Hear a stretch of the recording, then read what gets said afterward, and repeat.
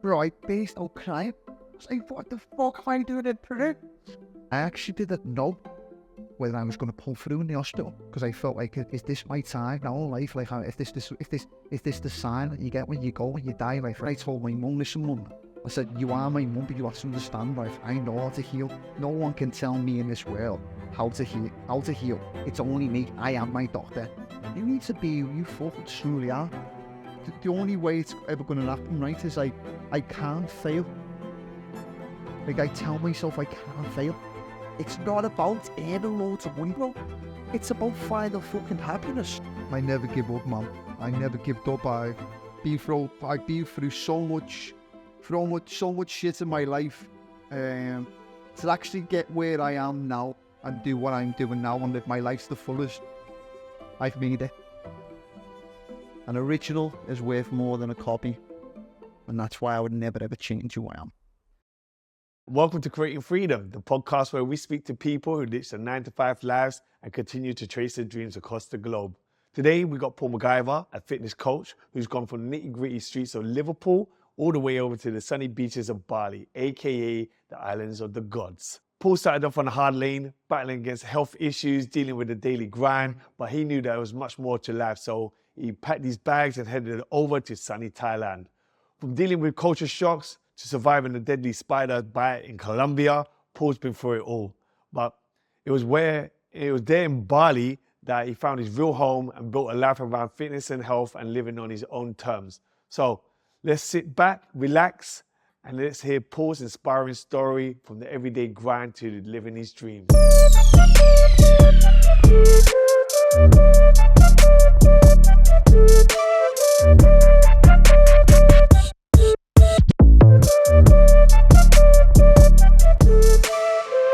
Right, let's kick this off. So tell us your name, your age, your gender, and your pronouns if you have anyone. And the location where we are. Okay, cool. So my name is Paul McIver. My date of birth is 18th of the 5th, 1989, but I usually tell everyone 18th of the 5th, 1984 to say that I'm 40, but I'm 35. Born and raised in the city of Liverpool. And my current location is in Indonesia, Bali. So let's let people know, like, you know, the deal with that. Give us the scoop of where are you from? How it all started, man. Tell us a little bit about you. Okay, so I'll tell you a little bit about me. I'm born and raised, like I said, in the city of Liverpool. The reason why I say the city of Liverpool, because I'm proud from where I come from. Just to let you know, we're in English. We're from Liverpool. So I have to say that, I have to get that out there. What else? I've been, so going from the chapter where I am now, I go right back and tell you how it all first started off. That's what we want. The beginning. How it all first started off is around about, I think it's about 6 years of age. I was about 6 years of age, and I was always into sport as a kid. My dad said I was like super active as a kid, and my mother said I was super active, and then my dad said I was fucking strong as fuck as a kid. And anyway, they put me into wrestling. So wrestling was my first thing as a kid. And then what happened then? I always wrestled as a really young age, and from the wrestling, it just carried on, and I was just like, whatever, getting on with it as a kid and just doing my thing. But I'm still only a little baby, I'm still a kid. And then my dad introduced me to training, like weight training, like going to the gym when I was 10. I'll never forget it. It's like sitting there on the floor, and he showed me how to use these like little dumbbells. I'll never forget it, bro. Yeah, he showed me how to use these like little dumbbells. Anyway, so I was always using these dumbbells as a kid. But before that, I remember you said to me one time you was addicted to, and I didn't want to butt into your conversation the other day, you was addicted to sugar. This is why me and you share quite a lot of stuff. Yeah. I was completely addicted to sugar, and I used to do what you used to do as a kid, go to bed with a bottle of Coke, the worst, bro. And I go into that now, but I haven't touched Coke for years, bro. I haven't touched a fizzy drink since I was about 10 or 14 years of age, bro. You know, like 20 odd years of my life, I didn't even touch one. And I got sick, And what happened is I got pneumonia, whatever you want to call it. Anyway, I ended up sick in hospital. My mum said obviously I nearly died when I was a kid, and my temperature went up to 42, and the doctor saved me and got me to the hospital. And anyway, so this is leading all into how all the fitness started all off. And what happened is I was in hospital for like 6 weeks, and then I had gastroenteritis, and I was ill, but I was sick. I was completely sick, and I was basically detoxing everything because the sugar what was coming out of my body. That happened, and then when I come out of hospital, the doctors put me on steroids as a kid because my right lung was collapsed. And the funniest thing about it all, and I laugh now, but when I look back at these conversations now, everyone used to call me where I come from a little fat cunt. It's because I was little fat, I was a little snotty little cunt. But what it was the steroids. The steroids got me like this. From then, so I used to always fight with people. I used to always have, anyone who used to call me a fat cunt, I used to knock them out. Sorry, girls or no girls, I used to knock them out. As still was. Anyone used to call me a fat cunt, I used to spank them straight away. Not to be proud of, but that's how I was. So he was. And that's who I was. And then from there, that's when my dad introduced me to training. So not like contradict myself, but that's when my dad introduced me to, obviously, start to show me how to do weights. And then from then, I started going to the gym. I think it was like 12, so I smashed these weights for like 2 years in mind. These like a little 5 kilo dumbbells, a big set of arms on me. And then I used to go to the gym, and then this is where it all started. So this is like the funny part about it. This is where the best part started. I used to go to this gym called Height and Leisure Centre in Liverpool. It's gone now. It's the old one. I used to go there. I used to pay for the bath downstairs and then just walk upstairs and then try and get in the gym. Because obviously I'm only 12 years of age. You have to be 16 to get in. So I used to go upstairs, get upstairs, and I used to sneak into the gym. And I'd get on the gym floor. Fucking thinking I was a little boy with my little vest on. And on the floor, I'd smash the dumbbells, what I'd be doing. Don't like trying to show everyone. Bro, I had actually do, when I was like 12, I could do all different types of pull-ups, all different variations, like you name it. Like I could do all different pull-ups when I was a kid. And everyone used to look at me in the gym, and I used to be able to do all this stuff. But what used to happen, this fella used to chase me out the gym, go, hey, you little fucker. It's because I was like 12. I mean, what you mean, I'm 16? What you mean, I'm 16? So he used to chase me out, and then I used to come back all the time, and I used to train, and I'd come back and I'd train. And anyway, in the end, he stopped chasing me and he let me in the main thing. So I started saying with one of my mates, Lewis, and we just started from there. And from there, I was boxing for a couple of years, for like 2 years as a kid. But I wouldn't, like I said to you, when going up to yours, I never ever learned footwork, so I was only ever good with my hands, and then that was it. I never ever actually got taught footwork, so I was boxing for them for 2 years. Anyway, doing that, still wrestling, playing golf. I was just super active. Getting chased by the police all the time, which obviously it sounds crazy, but I used to love getting chased by the police because I was fit as a kid. So I used to that's where I believe I got my conditioning up as a kid as well. I used to always go out, I used to always see a police car, or throw something at the car, get a chase off it, but I used to get chased over the backs. So the backs would be the backyards. Yeah, jumping over the fences. Bombs, and the police wouldn't catch me because they knew I was too fit. So anyway, that's another story, but that's what I used to do, was that. And then it just escalated on and on and on. And then I was always, like I said, I played a lot of golf as well. So because I played a lot of golf, I believe the golf kept me in my lane, and that's why I always used to stay in my lane, because it kept me focused, it kept me disciplined. So you had 1 foot in, 1 foot out, is that? But this is the thing, I would never ever have made it as anything because I was too wild as a kid. I was into wrestling, I was into golf, I was into football, instead of just focusing like a mindset now on what thing I would have made it as an athlete. But I just wanted to be the best at everything. And then this was just going on for years, and I'll never forget it, just going on. And I went to golf college, and then I ended up dropping out of golf college like a dickhead. I couldn't believe it. I got this scholarship in golf college, and I dropped out. Yeah. Just look back now, I'm what the fuck was I up to? I worked so hard from a kid to get to where I am. And I stopped training from about 17 to 19. And then what happened after I that? found me dick.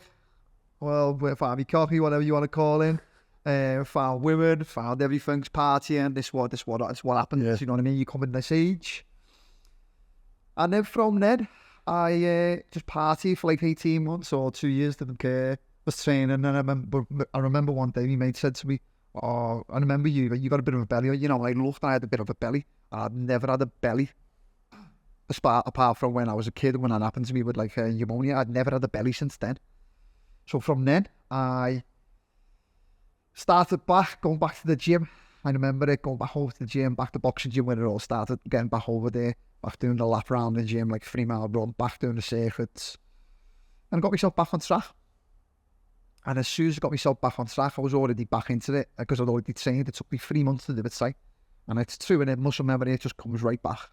3 months into it, got myself back. And then I come qualified in 2013. So it's like 2010, I stopped like everything, and then qualified, back through college, back doing my personal training, level 2, level 3, S&C strength and conditioning. And I just started back off. And then what happened then when I was 23, I knew, my mate said to me, "Bro, you're so good at this, you know, you want to be a coach." And I was like, "Oh, bro, I don't think anyone want to get coached by me." He's like, "Fuck yeah, bro." He's like, "You're good." He's like, "Look at you." And then from then, I first started off in a gym in Highton. And I remember I was doing my classes at the start, and as I was doing my classes, I used to get like 50 people in my class, say, and a £5 a go. That's good. But I was making £250. I was giving the gym £30 out of it. And I was doing classes 3 days a week. And then that was my side hustle. I was making money. Then I started realising I was good at what I did. And I was like, okay, well, I'm good at what I did, because what I'd done, I've trained so many years and I understand this now. But it was different between training and being and actually being a coach, because I was still only a kid. And then I remember getting this opportunity to go and coach at this gym in Liverpool called Aspire. Anyway, they asked me my mate said to me they're looking for a coach, but they want a head coach. I was like, fuck, I can do that. Fucking winged it, didn't I? Yeah, this one is like, mostly everyone watching this now, like, yeah, we've all been there, you know. Yeah, we're wingers. You gotta wing it at the start. Fake it till you make it. You gotta wing it at the start, and I winged it at the start, but let me tell you something now. I put this gym on the map. It's a gym in Liverpool called Aspire. I put this gym on the map. We had a little small space. I got the gym upstairs. Upstairs, a little small place. 80 to 100 members, right? In this small little place, bro. People was paying £50 a month. The guy couldn't believe what I'd done for them. I was teaching there. But I'd already been into, from 2010, once I got back at the gym, like exploring like more functional training, more CrossFit, more Olympic weightlifting. So when I went over to this gym, this is what I was teaching for them. I was teaching CrossFit for them, because I'd been doing it for like 5 years. Built this gym to a really good high standard, like a proper good high standard level of teaching. And then I remember one day, I was always, I was close friends with my good mate, Michael. I won't say he's much of my mate no more, but back in the day, he was my best mate. He was he was a boxer, but he was a good MMA fighter, wrestled for England. And he asked me to come to Thailand. And that's sort of like... How old was he then? I was like 25. Okay. And I'm like, oh, come to Thailand, what the fuck I want to go there for? Because obviously my perception is being in Thailand at the time, like, why do I want to live in a hut? No, look what I've got here.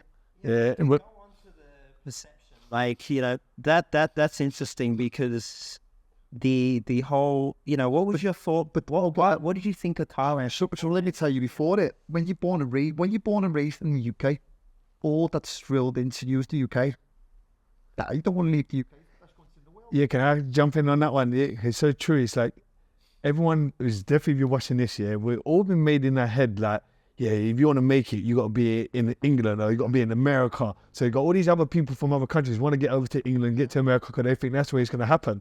And I've realised it's like, no, like if you get out of England, there's bigger opportunities there, which why we're doing these whole podcasts and that. So My whole perception was, at the time, was why would I want to go and live Go backwards. when I've got everything here? So, bro, I'm not going to say it to you. I was nervous my first time I went. You know, I know some people here and travelled, they've mostly seen the place now, but I'm talking 10 years ago. Different. Thailand 10 years ago, bro, was a different level. Like, you got so much money, you got so much for your money, you don't get that much no more. And anyway, I took without like going off topic, I took the opportunity to go and coach my mate in Thailand. But anyway, I was shitting myself, bro, you know what I mean? When I got to Thailand, bro, I got to Thailand, right? I went to Phuket. Right, so before you went to Thailand, Yeah. was there any people that putting doubts in your head or anything like that? Yeah. What was they saying? Going over there, lad, and then my countries. I was like, oh. It's like people's going, oh, bro, you can get AIDS over there. Bro, you can get...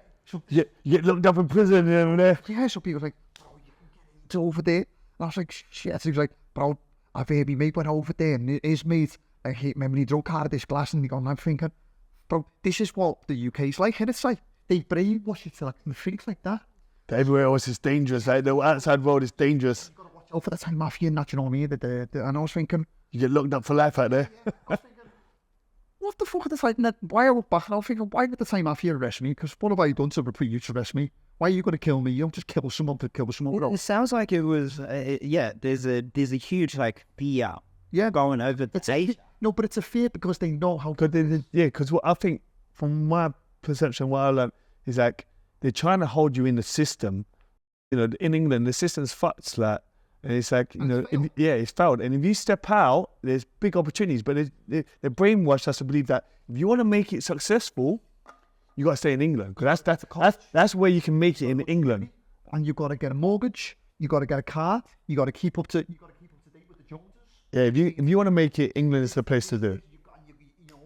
His grass is green, well, my fucking grass is greener. She's got a great garden. My grass is better than yours, and this is what it's like. Yeah, and so Brainwashing. And so with you, I guess, like he had all of those stereotypes or misconceptions of it. What made you want to go, you know what, fuck everything that you guys are saying?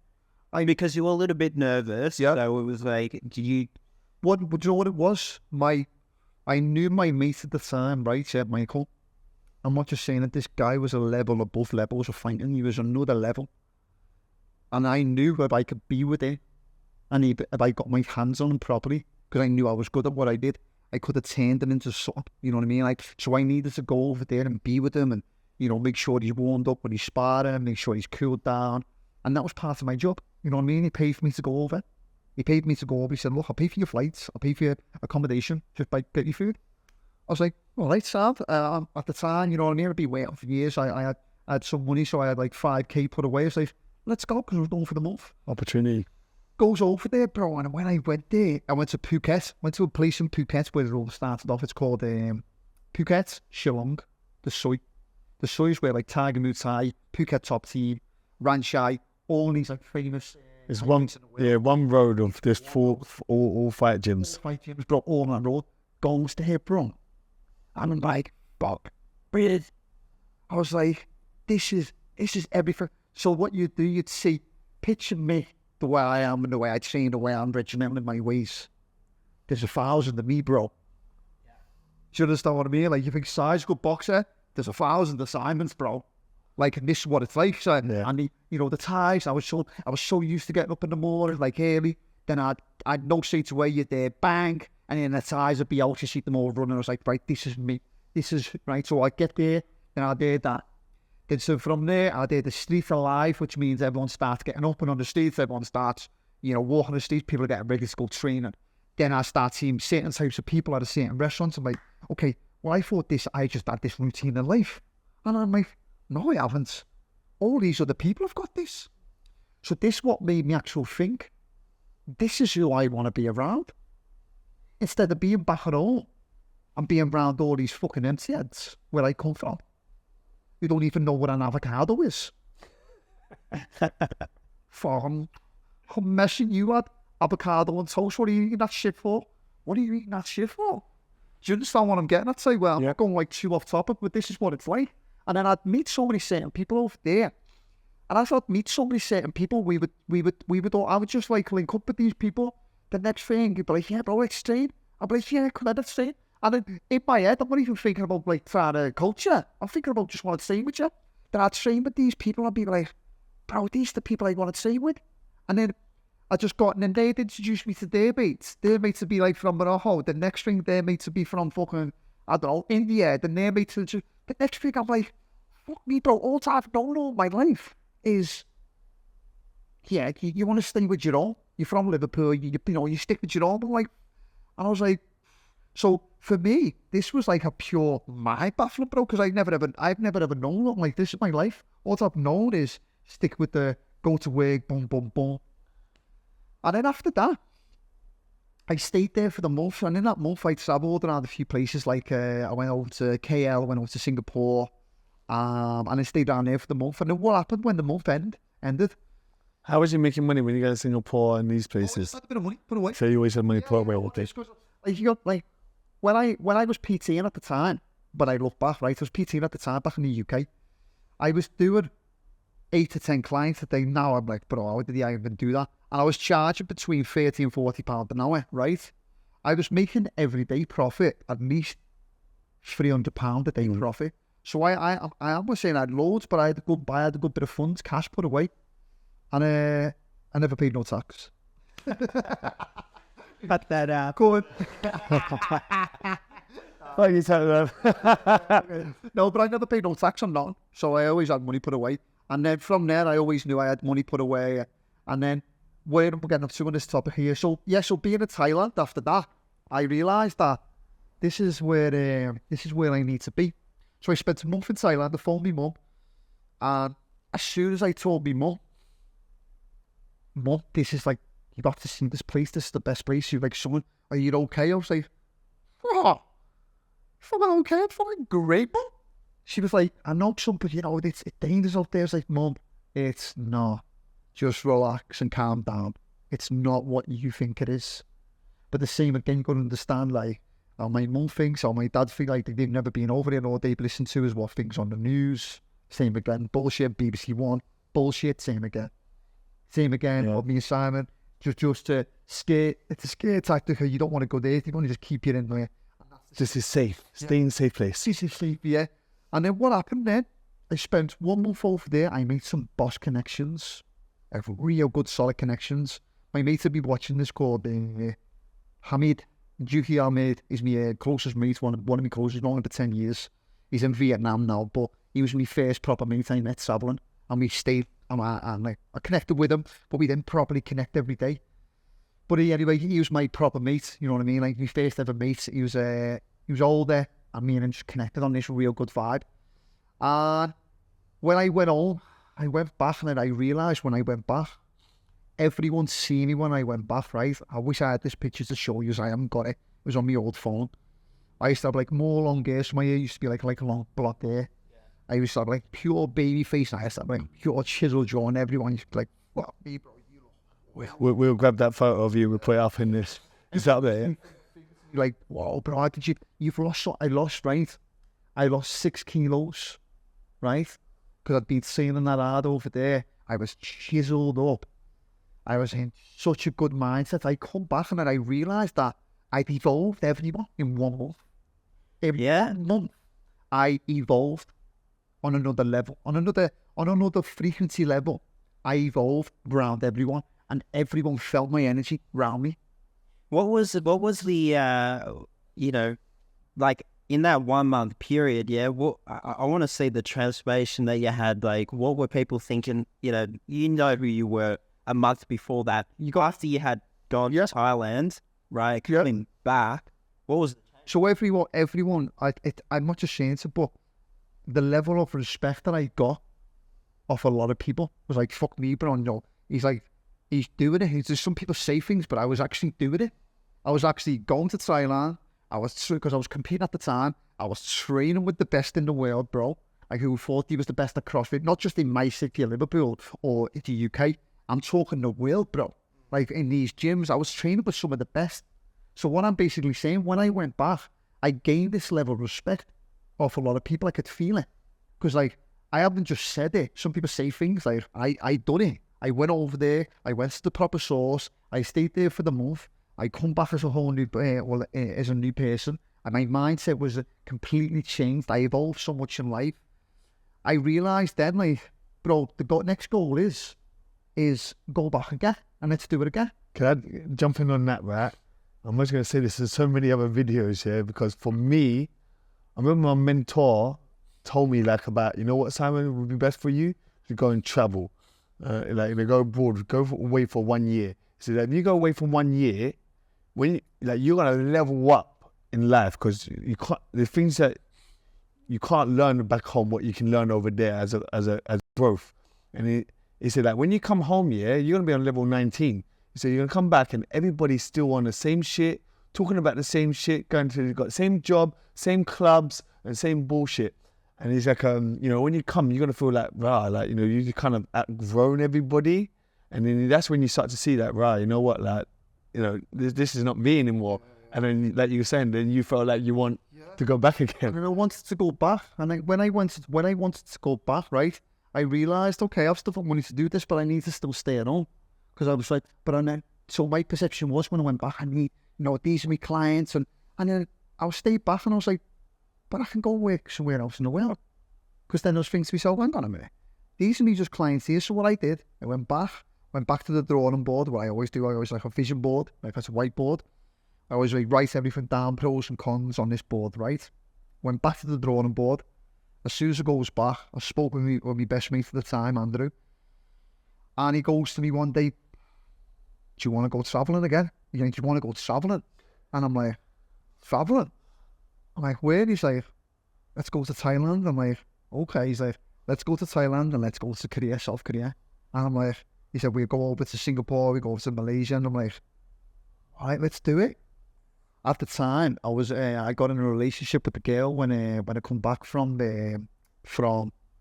I forgot to miss this part out, but I'll have to say it, is I got offered an opportunity in Thailand, right? In a Unit 27 as a coach. And I turned down the opportunity because I was with a girl. And I won't say her name.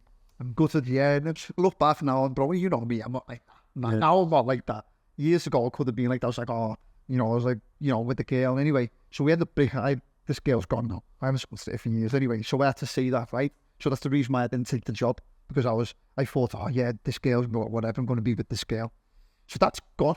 So once I split up with there, right, yeah, I split up with there in 2016. Next thing, my friend says to me, bro, let's go traveling. But in 2 months, we was gone. 2 months, all my money saved back up, boom, go right back traveling. As soon as I goes back traveling, went back to Thailand, because that's where it all starts off. It's the starting point again in life. Everyone who I talk to talks about Thailand, Phuket, Shillong, the Soi. Everyone goes there. Most people on this island go there, and that's how they separate it all here. It's not a coincidence. It's like a law of attraction there. It's like a full-on frequency level. People who are zoned in go there because they know this is a reset button. You go there and it just opens doors again. And this place goes there, me mate. Next thing, me mate's like, let's come over to let's go to South Korea. My brother's over there, goes and explores South Korea, bro. The same again, I had this perception of South Korea. Goes there, bro, was unbelievable. And I'm like, Still what people, the picture that we've been putting in our heads. Yeah. it's like, oh yeah, like it's like you don't want to go there. There's missiles. There's not unlike that, bro. It's a beautiful city. I travelled all the way through it, like going from Seoul to Jeju, which is like 6 hours right down, bro. I've done this trip so many times. I've been all over it, like all over this place. And as soon as I'd been all over this place, I was there, and then what happened, bro, is I had a good opportunity in South Korea to stay there and make something out of my life again. This is the interesting part now, we're going to get into it. And what happened is I got a phone call off a professional football player in the UK called Joey Barton. Joey Barton in the UK was like the bad boy of football. In the whole Premier League, he's the bad boy. But I grew up as a kid, and he said to me, bro, been following your journey for the last 4 to 7 years. He said, you know, I've been banned from football. He went, yeah. He went, if you come home, I've got an opportunity for you. I'm like, fucking hell. Now I'm back to square one. What do I do? Because I'm here, you know, I'm set with my life now where it needs to be. He goes, if you come home, so goes all and meets him. And he said to me, look, bro, if there's only one person on this planet to get me back to the Premiership, it's you. And I'm like, what do you want to do then? He's like, well, can you do it? I'm like, fucking yeah. I'm not winging this time. I know to do this now. Like, this is what I know what to do, because I built myself two times to do this now. So when I'm working with this player, bro, this player's worth, what opinion? That's his net worth, fully worth. And I'm like, all the people in the world is asking me his opportunity, you know, to do this. Started working with him, and we were working together for a couple of months. Anyway, he retired from football. As he retired from football, I was meant to stay with him. I could have stayed on. If I would have stayed with him, and when he retired on, I would have stayed there. I most probably, me personally, now would have been at Real Madrid, Barcelona. I know that was my line of work. Like, as a strength conditioning coach, I would have been at the top of the top. I know I was fucking super good, and everyone knew it. Like my dad, everyone fucking knew it. And then what happens again, bro? I went back to personal training. Yeah, goes back to personal training. Because obviously I finished with him, so I had no money. I had like 2.5k to my name, bro. I had no money, bro. Say no money. I had like 2.5k to my name. Started working in this place, didn't like it. Started working in this next place, and I was like, do you know what? There's got to be something else for me in this world again. I thought I cannot stop. I was like, there's got to be something else. It's got to. My dad always said, son, it comes in the frame. It's either you make this happen or you keep going. And my dad just said, just keep going, lad. So anyway, we're back to the drawing board, and then what happened, there was 2 occasions. I met this girl, went out on a date, and she told me she'd been over the Philippines. And I was like, fuck me. She was like, yeah, it's amazing over there, Paul. And I was like, oh, cool. Then the same day, I met this guy in this place, in my friend's place. He'd be watching this Adam and Spit Roast. And I seen him online, and I resonated what he talks about, but you'd have to be on his vibe and his frequency level, the way he talks. And I see him like, bro, I'm like, I seen you on Instagram. I'm like, you said certain things what I resonate with. And I told him about what I'd done of that. He was like, bro, what are you doing tonight? And I'm like, tonight? Well, most of just chilling, lad. And he's like, mushroom ceremony at my place. And I'm like, well, I haven't got a mushroom ceremony, but I've done mushrooms before. Yeah, I only done mushrooms one time before. This was in 2018. I think it was October or something like that. And he goes, mushroom ceremony at my place tonight. And I'm like, all right, I'll be there. So goes, phones me little mate, Mick. I went, bro, I paid for you. He went, what? I said, bro, you paid for what? I said, mushroom ceremony. You coming? He's like, fuck yeah, let's do it. So me and him goes to this mushroom ceremony, right? And we're in there, and I am, bro, right? I'm in this yoga chalet where we used to go. As we're in there, we end up doing like a bit of a high dose of mushrooms with like 3.5 grams or 6 grams. And I was flying, bro. I had some good, really insight to life.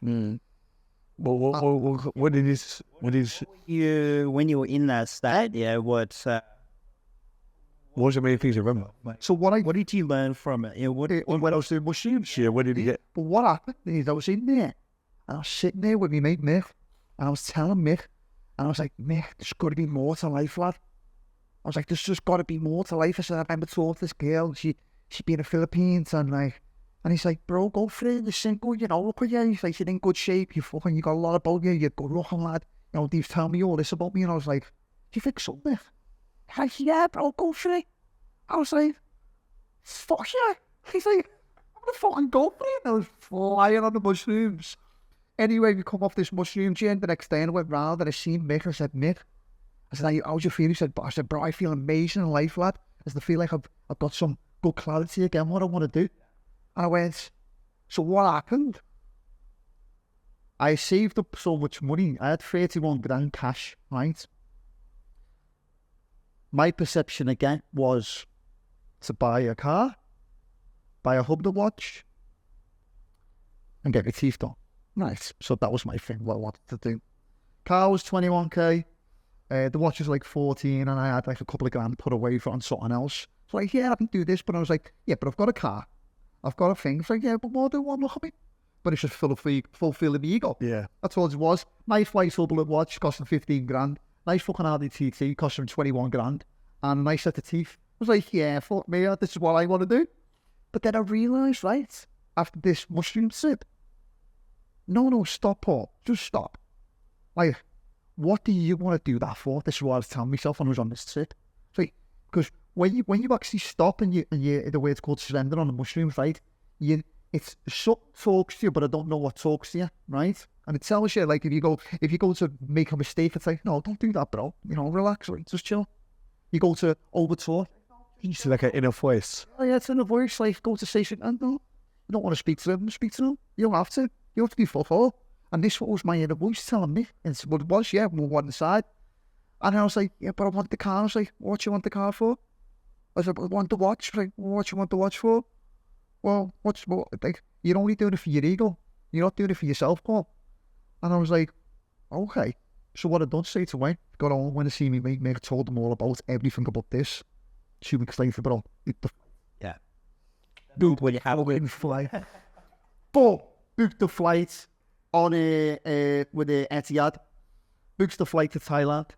And I remember my mate said to me, Josh, I told my mate Josh at the time, I said, bro, I've been to Thailand before. You need to go to this place.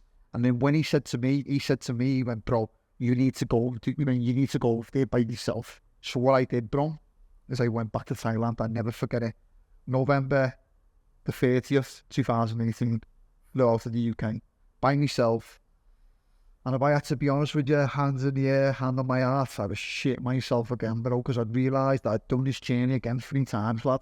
And I realised, like, all was going through my head, I can't fuck this up. I cannot fuck this up, Paulie. I was crying to me, bro, I was getting on the plane. I'm not going to cry here, but I was getting on the plane. And I was crying on the plane, bro. I had to keep going to the toilet and backwards because I was crying. Because I was nervous, bro. I was going nervous inside. Like, you understand, I'd built myself back up in the UK and built my clientele and I'm about to give it all up again. And I'm like, why am I doing this again? But the reason why I was doing it, because I was listening to myself, I was listening to the art, and I was listening to myself, I wasn't listening to no one else. And I was doing it for purely me, bro. No one else. As soon as it gets to Thailand, I stayed in this place. I was going over there because I met this guy called Anthony. And he wanted me to work for him. And anyway, I was going to work for this guy. And I was like, fuck this, I can't wait for this guy. And I know what it was. I got called out on me bullshit. Because my class wasn't as good as what it was. And I flipped because I was like, oh, what do you mean my class isn't good? But I did realise, because I was still starting to get some self-growth. I was still trying to grow as a person. And I thought, what, I'm a proper top off me. My classes are fucking good, you know. And I wanted to go back, bro, because I realised after that, and after I would sit back with myself and realise, bro, relax again, Paul, just take a step back. So I moved from this place in Rawai up over to Shillong, and then when I goes to Shillong, I met everyone then. And I walked in there, and it was just, I met all these inspiring people around me. I remember this one lad, Matt, he's going to be watching this. Matt looks at me and he goes, all right, bro, you all right? And I'm like, yeah. And he goes, come over here and chill with us. And I'm like, mate. And he's like, yeah, bro. And I'm like, yeah, I was a bit nervous, you know what I mean? My finger, but I was a bit nervous, bro. You know, like, just where I am, you know, because I'm like, I've always been, like I told you, set in my ways. And, you know, like, believe it or not, people think might look at me different now the way I am. But I was a bit shy, like, you know, I used to be a bit shy. You know what I mean? I just didn't know how to, like, express myself a little bit. So I was a little bit shy in their ways. And I just didn't know how to, like, open myself up because, like, I felt a little bit. You're not in your comfort zone no more as well. I'm on in my comfort zone in Thailand, and I didn't know, bro. And I went over there, and he was like, "You're all right." He was like, "Fuck me, bro. You're in great shape. You are." You know, I was like, because I was at the time, I used to be able to say, I was 85 kilos. So I was big. I was like 10 kilos what I was now, but I was big. He went, yeah. Then he introduced me to this little lad, and he was another character. And the pair of us was just sitting there for 4 hours. Probably he said, "Where are you staying?" I'm like, "Well, I'm just trying up for the police." He's like, "Why are you staying here?" I'm like, "Where?" I love this. Yeah. And he's like, "This place." And I'm like, "What the fuck's this?" And he showed me. It was called. It was on Shillong. It was called Dragon. It was like a Thai place.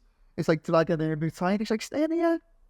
You're going there, so go stay." And I was like, "Oh my god, this is this place from 2015." He's like, "Yeah." And then I explained. I was like, oh my God, then I realised this again. I brought the lost strap, bro, because I didn't actually, that was 5 years ago. And then I was like, oh my God, I'm going to go back to this place, goes there.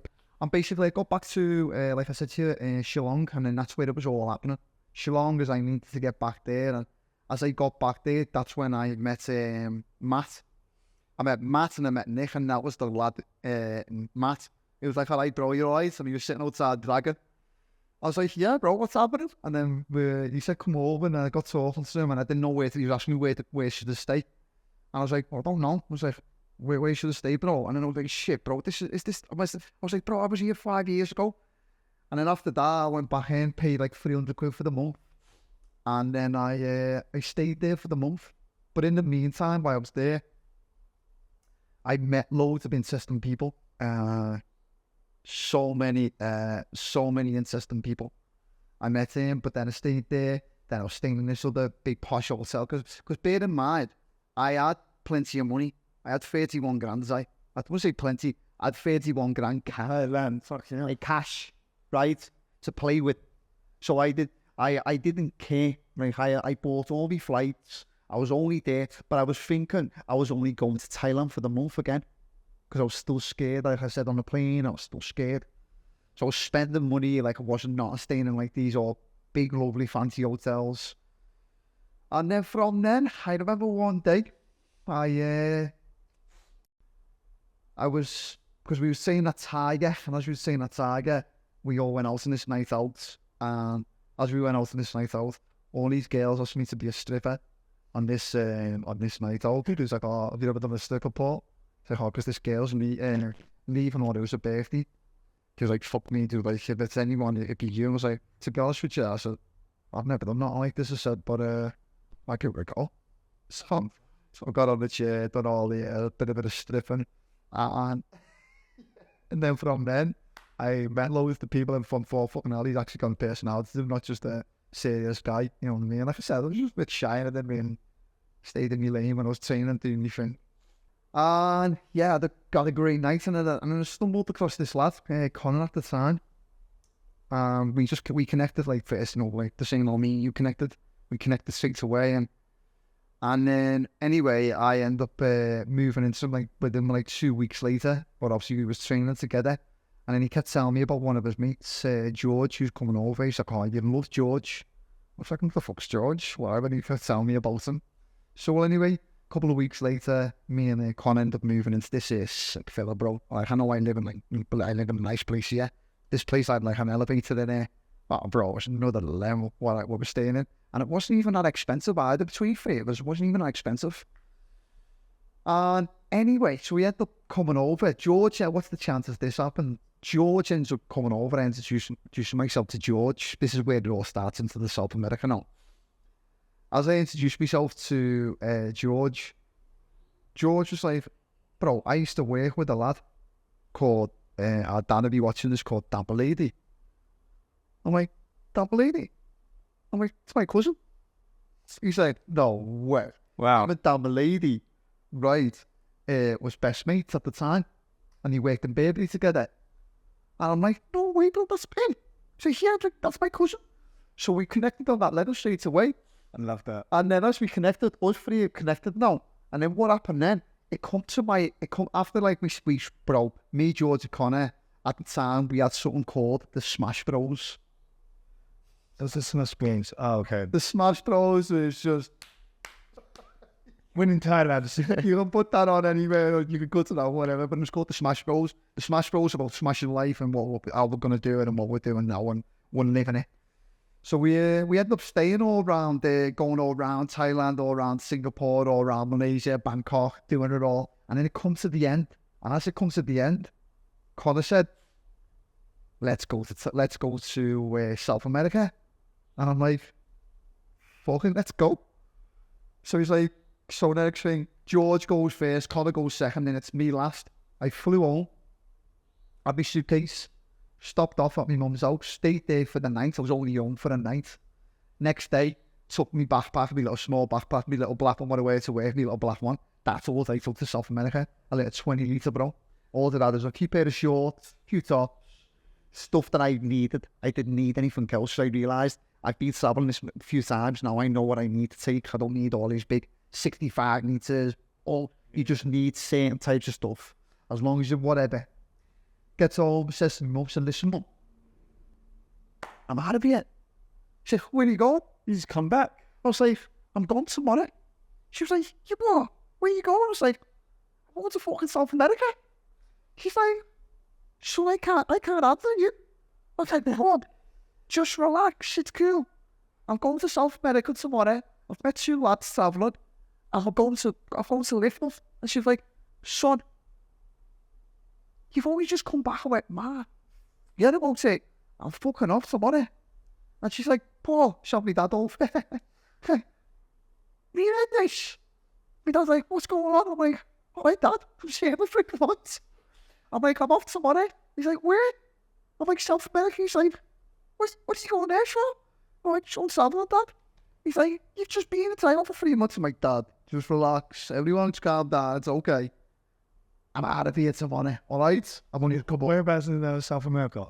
So this was then he's going that bit there, that's even there. So started off, I flew back to the island, stayed in Conor for the night, flew to Portugal, and then from Portugal, when I met George, straight away in Brazil. So I met you in Brazil first. Conor missed his flight. I ended up meeting Conor, so we all had the thing. So we started in Brazil. Rio Carnival. This is where it all started off. Rio Carnival. February. Wow. Rio Carnival straight away in Brazil, bro. Unbelievable. So we get to Brazil, right? Got to understand, my accent is strong. Yeah, I don't, honestly, it's going to be a hard edit, man, because nobody's going to understand you, yeah? It's fine. People pay attention. We know they'll to learn it. The ones who are genuinely interested might be will be interested in learning. If you don't, whatever, keep paying attention to it. Anyway, going on. And then from there, we started off in South America, in Brazil, all the Rio Carnival, stayed all around there. Bro, it was unbelievable. I was like, bro, I'm actually in Brazil now. I was like, wow, and I couldn't believe it, bro. We stayed in Brazil, done the Rio Carnival, just went round, started off, went to a place called Ilha Grande, or Ilha Grande, it's a little island. And then from there, went to Rio de Janeiro, stayed all around Rio, Copacabana. From Copacabana, then went to São Paulo. From São Paulo, then went over to Belo Horizonte. And then from there, we went over to Chile. So stayed in there, went over to Chile. And as we goes over to Chile, stayed all around Chile. We used to use this it might be a little bit of a corny shout or like a penguin joke shout. But we used to always go, it's for Chile here and Chile, because it was proper Chile, bro. Bro, in Chile, it was like super cold. Everyone thinks South America is always going to be hot, man. Yeah, Is it not? was Chile, bro. Like, it was super cold. Yeah. And yeah, stayed in Chile for a bit, stayed around there. I went to this lovely place called Viana del Mar. It was a surf town. Unbelievable. And then from there, went over to, it would have been Peru from Chile to Peru, Lima. Stayed in Lima for a bit. Then travelled most places in Lima. We done this tour called Peru Hop. It was like a tour, takes you to this destination, stay in a hostel, meet some new people, and then keep travelling around. What was your, did you have sort of like a plan or like a purpose? It was just, I just want to have fun, bro. Just out of the UK. Bro, there was no plan. This was the best part about it, right? There was no plan. We didn't sit down and go, oh yeah, we just, and talk to you in a hostel, and you go, bro, yeah, have you been there, but where is it? It's like, there on your itinerary, how'd you get there?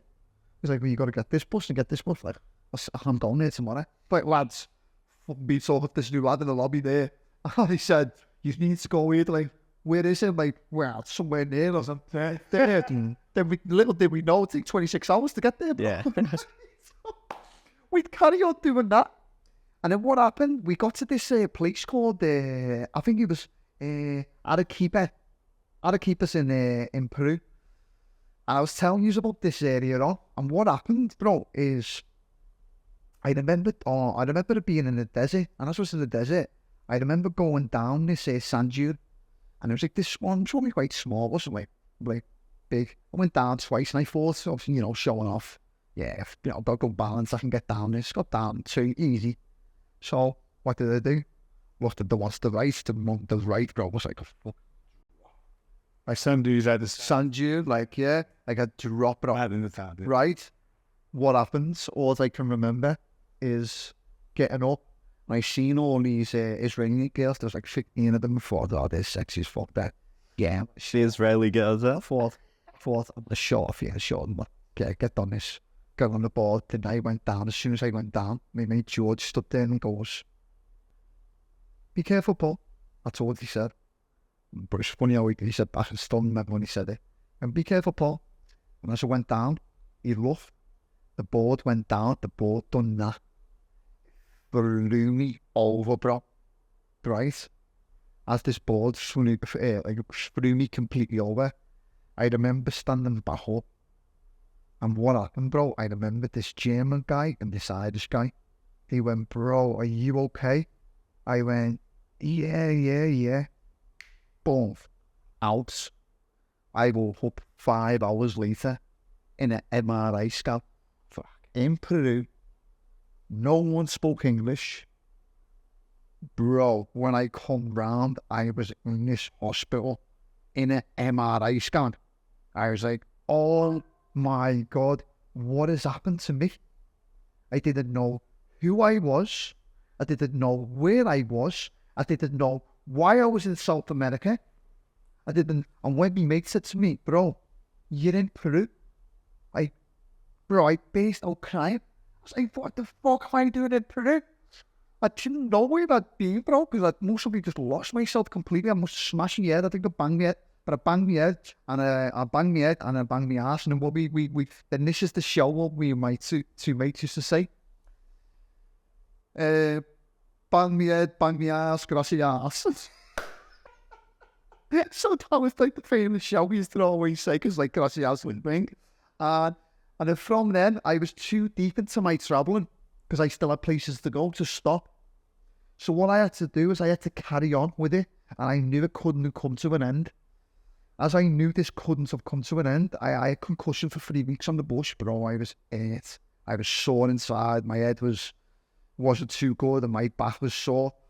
So I battled on for a couple of weeks, and as I got better...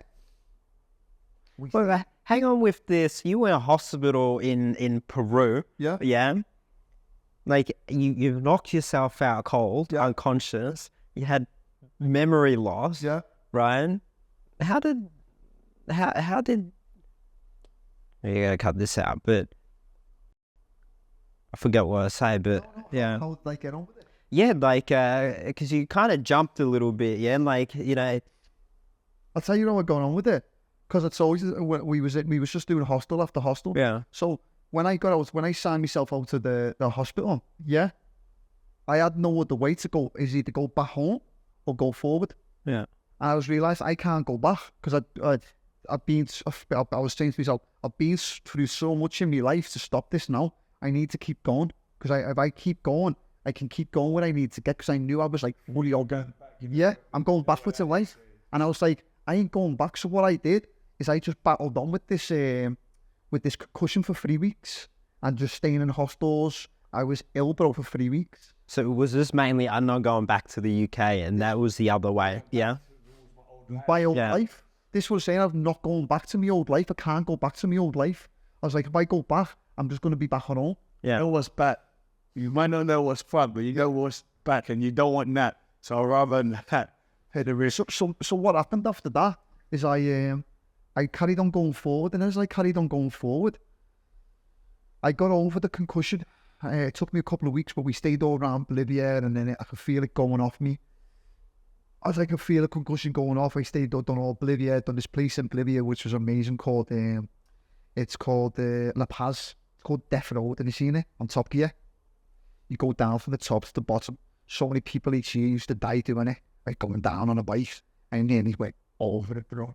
I didn't stop, but I nearly went over it.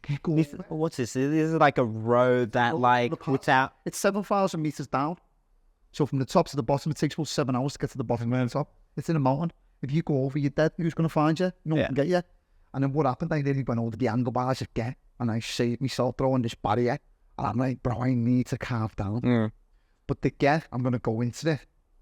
It was a calling like I need to get back to my roots, right? And this calling was about, I had to feel it, but I still needed to get to finish my destination. I get from there, and then we go to Colombia. We started off in Bogota, stayed all around Colombia, went to a place called Santa Marta, beautiful little town. Went to this place called Cartagena in Peru.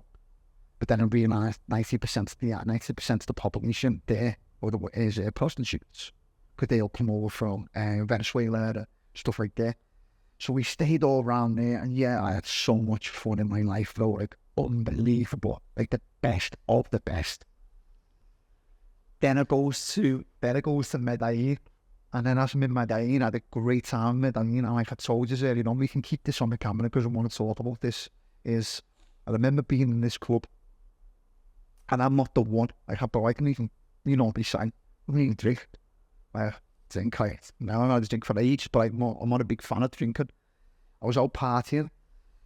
I remember seeing this Russian guy in this club, and I'm like, where are you from, bro? And he's like, Russia. I'm like, what are you doing here? And I say, it's exactly the same as you, bro. I went, oh yeah. And then and then he had this little bag on him. And I went, what's in that? He took his glasses off, bro, and then put it in. And he gave me it, right? And I went, bro, fucking hell, what was that? Anyway, as soon as I had it, I felt something bite me. And I didn't know what it was. I'm like, what was that? A Colombian. So what happened is I went straight to the toilet. I'm fucking find myself because I just had a line. Didn't know where it was. Next thing, I'm in the toilet. When I pulled my hand down, I pulled it up. There was fur on my hand, like legs. I didn't know what it was, bro. So I'm panicking now. I'm telling me, like, bro, you've been bit. He's like, yeah, it's not. I'm like, no, bro, I've just been bit in the club. So we had the party. It was like 2 o'clock in the morning. Didn't get into 8. And as I'm getting into 8, I was coming down. And as I'm coming down, feeling like coming back to normal. My leg started swelling up, but it was burning. And I was like, fuck, what is this? I'll show you the picture so you can put it in it, right? I'll put like the actual video in it. And it started burning. I was like, what is that? So I goes to bed, I thought nothing of it. I woke up in the morning, my whole leg is red. And I had this bite mark in my leg. As I had this bite mark in my leg, I realised that I'd been bit. And I hope it's serious, so I need to go to the hospital. So I went to the hospital, and I had a breakdown in the hospital because I must have been coming down off the cold. I don't do this so real. I was coming down the cold. I'd just been bit by something, whether it was a spider or something else. I broke down, I was swearing, I fucking flipped my lid in this hospital. They had to calm me down in the hospital. And I was by myself, I shit myself, bro. I was like, what's happened? They give me anti-venom inside of my glute, in my right hand side. And they said, that should calm you down. They said, come back the next day. And then I remember sitting there and my leg went, oh, and it knocked out. It wouldn't, every time I put it in, it's done this. It shot out. And I'm like, oh, what's happened? So it goes back and he said, bro, we need to operate on your leg. I'm like, what? Like, we need to operate? I'm like, not fucking operate on my leg. So the phone people said, well, what do they want to operate for? Because the Could you, was there like bruising and they could tell that it was like a spider bite, yeah? So they put this thing, yeah, and they put this big round, this pen. So if it goes out to this, it was spread all over me. Like, I shared the pictures and this to share what happened to it. Phone me up, said, Mum, I don't want you to panic, but I'm beat bit. She's like, what? I'm like, Mum, it's okay. She said, no, it's not. I'm like, Mum, something bit me. I said, it was a spider or something bit me in my pants, but I don't know what it's bit me, Mum. I said, they want to operate on me like over here. She's like, so don't be telling me this. I'm dreaming. I'm like, no, you're not dreaming, it's real. I'm like, Mum, I'm going to have to get on. She's like, okay, do you need money? I'm like, no, I've got money, it's okay. She's like, how are you going to get on? I said, I don't know how I'm going to do it, but I'm going to get on. I said, I will get on. I said, all I need you to do is get on the phone to the hospital now. I said, explain the whole situation, what's happened. As soon as I land, I need a specialist on that table. I said, because I don't know what I said, truthfully honest, Mum, I don't know whether I'm going to pull through off this. Right? I was like, Yeah. Spiders. yeah, I didn't know. But I was shitting myself, but I was crying. I was like, Mum, but I don't want to upset you. So my mum was fucking panicking. This is how I got on. I got from Medellin to Bogota, Bogota to Lima, Lima to Madrid, Madrid to London, London train from London to Liverpool, Liverpool to the hospital. There were 12 fucking surgeon specialists round the table. How long was that trip? 81 hours. While I was on that plane, right, everyone must have thought I was possessed. The reason behind it, my leg was going to explode with the pressure of the poison in your leg. Yes. And all I was doing on the plane is just like this for 31 hours, bro. I didn't sleep at all, and I was just like this with my hands in my head thinking, you need to, and I was trying to, but all I done for so long is just breathe right through it, bro. Relax and breathe. At that point, did you know it was a spider? Did the doctor explain to that it was a spider? Yeah.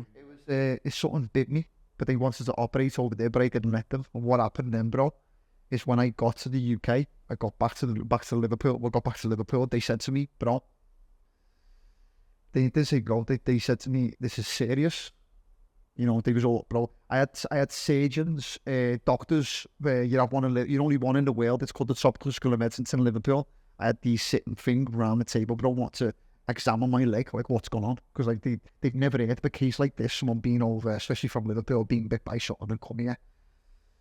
And then what happened, bro? I had to stay with them. They had to cut this big hole out of my leg, and like I showed you before, as they cut this big hole, they drained all this poison out. But what happened now is I was ill. Like I was ill sick, and I'd never been this sick apart from when I was a kid. And I said at the start of the video when I had pneumonia, and I actually didn't know whether I was going to pull through in the hospital, because I felt like, is this my time? And that's what I was thinking to myself, like, is this my time now in life? Like, is this the sign that you get when you go, when you die? Like it's not. It's what happens is your body shuts down. And I was thinking, my body's shutting down. Is like the poison's killing me. My body can't control it. And what I did, bro, right, I don't have no hair on my hands, but on my arms, but you can see my whole fingers going through, because I can still remember the moments. And I said to me, Mum, this is what you need to do. I would tell you the certain types of foods you need to bring me up every day, because that can heal it. Like what? Like I can heal it, Mum. I said it sounds crazy, I won't go too spiritual, but I will meditate on it, and I will sit there, and I will just pray every day up to it. I said until I get better. I told my mum this is the food that I only wanted to do. I done a ketogenic diet, so I cut all the carbs, cut all the sugars, nothing in it at all. It was just pure high protein. There was no carbs, no sugars, and I was just living off juices, with no sugar, obviously, just meat, all different types of veggies. Mum seemed to get a ginger shot, so from that time, Mum to go and get all these. Within a couple of weeks, I got myself better, and then I could feel myself getting better. But what happened is when I thought myself getting better, the doctor told me to still hang it. I said, no, I'm better and better. I remember going home, and as it goes on, I got back to mine, and Brown and him died in the house, collapsed on the floor in the house, must have been the poison still in me. I thought I could just crack on with my life again. Got back to the hospital, and he said, look, you need to calm down. It was a sign again of take a step back in life, boy. You need to take a step back, stop feeling like you're always on the go. So anyway, I stayed back in there. I still stayed in touch with my mates from here, met like South America, and explained the whole situation. I got myself better. It took me a couple of weeks to get myself better. As soon as I got myself better, I asked myself the question, like, do you want to live in the UK? Yeah, no, no. Is the UK for you? Yeah, or no? Like, stay here, or do you want to go back? And I was like, I'm going back. So what I did is got myself back strong on the other side. My mate said to me, come to Bali. So comes to Bali. So he said, bro, you'll be able to heal over here and you can find yourself. How long were you back in the UK healing back at home before you got asked to come to Bali? How long were in your recovery back in the UK? 2 months only? And they had operated on your leg, taken a chunk out of your leg. Yeah. Like, yeah, 2 months, yeah. And And you know what the thing about it? I knew how to heal myself, bro. Like, I doctor. What did the doctor say? What did they say that... They was coming round every day trying to fill me with shit. Jab butties. Who the fuck eats jab butties? Like, you even eat this stuff. Trying to give me fucking sugary teas. I'm like, Prozac, I lived in this fucking hospital, bro. Like, they come round and bro, I'm ill, bro. I'm sick. And they come round one day trying to give me this and shit. Lost it, bro, in this hospital. And they knew because I wasn't fully there, bro. My head was all over the place. And that's when I knew, and I told my mum, listen, mum, I said, you are my mum, but you have to understand, like, I know how to heal. No one can tell me in this world how to heal. It's only me. I am my doctor. What I need is rest. I need sun. I need food. And I just need my mum around me. And that's it. I don't need nothing else in this world. And that's all I got. And once I understood this, I understood how to get this better. The mind healed this. And that's what happened. The mind healed this. The food, everything what I did healed this. Once I left the UK again, it was in June. I went back to Bali. It took me after that about 6 months or 4 to 6 months to get myself back on track again. How long did the doctors say you needed to heal for? Oh, they was telling me I'm out for a long time. For how long? Just a long time. It's a long time. Yeah, and I was like, all right, yeah, whatever.